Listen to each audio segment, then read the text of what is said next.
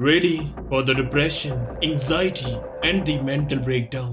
So yes, तुम्हारी वजह से मुझे ये वीडियो बनानी पड़ रही है। इस लिस्ट बनाने के चक्कर में मुझे दोबारा उस ट्रॉमा को एक्सपीरियंस करना पड़ रहा है। अगर इस वीडियो के बाद मैं मर जाऊं तो सब्सक्राइब करके 300 के जरूर करा देना, मेरी आखिरी विश है। तो देखो यार, चक्कर क्या है कि मैंने टोकोपीज ओरिजिनल सिन पर जो ऑनेस्ट रिव्यू दिया था उस पर थोड़ी गर्मा गर्मी हो गई कमेंट्स में। काफी लोगों ने एग्री किया, काफियों ने नहीं किया।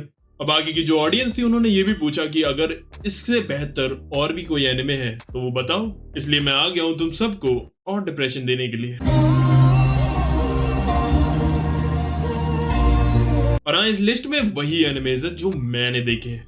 हो सकता है और भी कई एनिमेज हों, बट मैंने जितने देखे हैं मैं उस हिसाब से तुम्हें बता रहा हूँ। सो तैयार हो कुएं से समुद्र में डुबकी लगाने के लिए?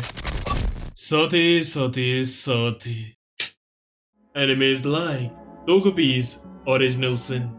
सो लिस्ट स्टार्ट करते हैं। पहला एनिमे ओयासुमी पुनपुन।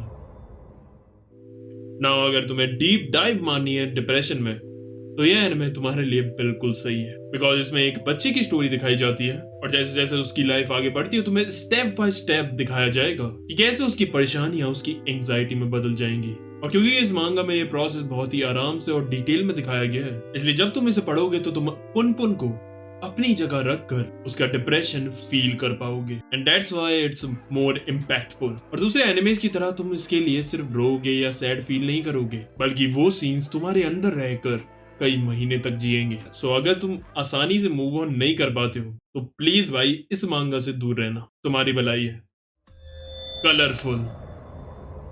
अब कलरफुल एक एनिमे मूवी है और ये मुझे बिल्कुल टोकोपी जैसा ही लगा। सो इसका प्लॉट भी हल्का फुल्का सिमिलर सा ही है। अब मैं ज्यादा प्लॉट लीक नहीं करना चाहता हूँ, थोड़ा सा बता देता हूँ कि इसमें भी एक बंदा होता है जो मर चुका है और उसकी सोल किसी दूसरे बंदे के अंदर चली जाती है जिसने सुसाइड किया था। अब वो उसकी बॉडी में रहकर ये पता लगाता है कि इसकी ऐसी क्या समस्या थी जिसके कारण इसने अपनी खुद की जान ली। तो ये बिल्कुल वैसा ही है जैसे यहाँ टोकोपी पता लगाने की कोशिश कर रही है कि क्यों शिजुका चान ने अपनी जान ली। और हाँ, जो इस मूवी का प्लॉट है ना वो ज्यादा ट्विस्टेड है। अगर तुम्हें टोकोपीज ओरिजिनल सिन पसंद आया है तो तुम्हें ये मूवी बिल्कुल देखनी चाहिए। Grave of the fireflies.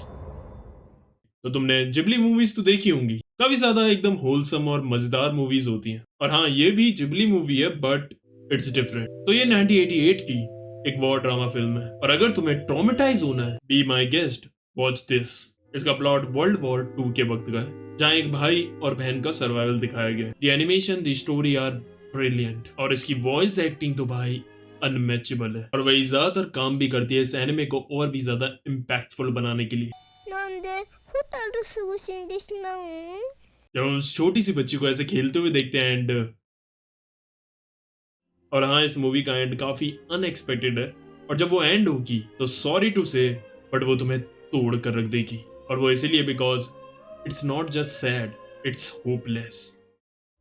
बर्ज़र्क। अब देखो, इसके बारे में मुझे तुम्हें बताने की भी जरूरत नहीं है, मैंने इस पर सिर्फ बात ही नहीं की है बल्कि पूरी की पूरी इसकी मांगा एक्सप्लेन कर रखी है। अगर तुम्हें देखनी है तो मेरे दूसरे चैनल बुकिज्म पर जाकर देख सकते हो। If you wanted to feel real darkness, depression and sadness, then read Berserk. और इसमें सिर्फ ये भी नहीं है कि सिर्फ डिप्रेशन है, उसके साथ साथ तुम्हें खतरनाक कैरेक्टर्स, स्टोरी लाइन और एक्शन भी देखने को मिलेगा। और इसका जो आर्ट है वो तो मैं मतलब एक्सप्रेस भी नहीं कर पाऊंगा बोलकर, वो तो मैं खुद जाकर देख कर एक्सपीरियंस करना चाहिए भाई। A Silent Voice.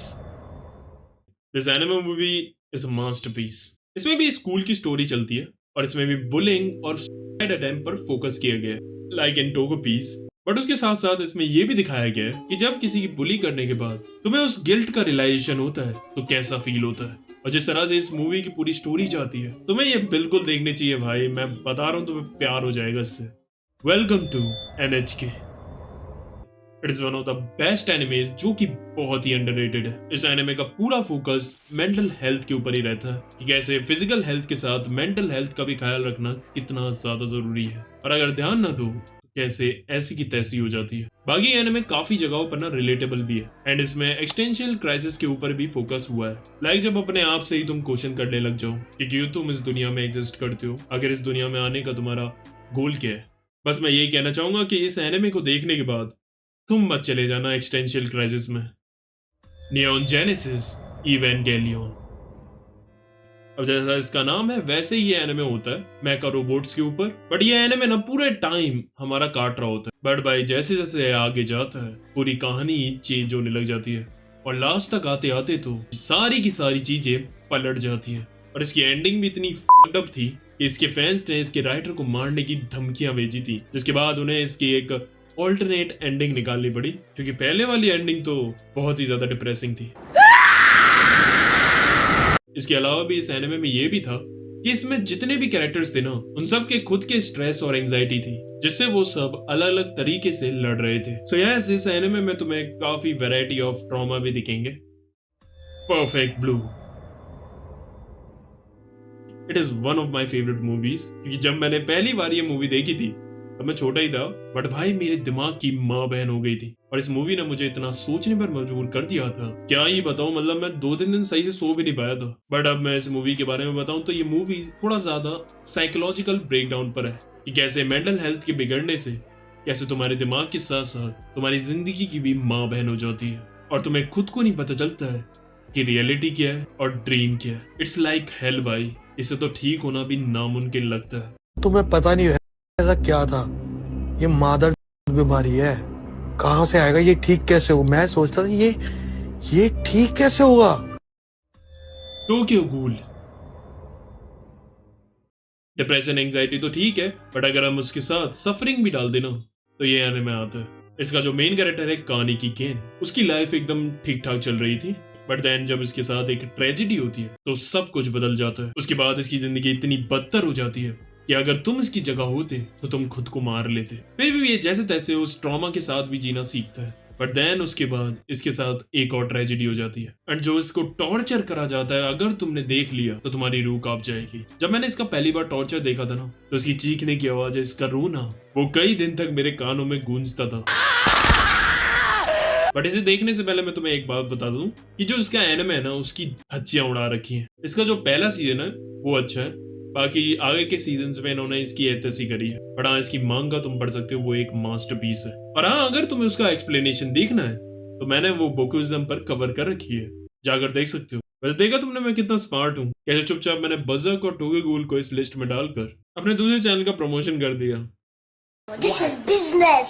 तो यही थी मेरी पूरी लिस्ट। अगर तुम्हें इसके अलावा भी कोई नाम पता हो तो कमेंट करना एंड कमेंट करके ये भी बताना तुमने इन 10 एनिमेज में से कितने देखे हैं। जरा देखे तो तुम में से कितने लोग कुएं से निकलकर समुद्र में गए हैं। अगर वीडियो अच्छी लगी तो तुम्हें पता है क्या करना है और शेयर करो सबके साथ। तुम क्यों अकेले डिप्रेस्ड हो रहे हो, दूसरों को भी करो। आज के लिए बस करते, आरिगातो।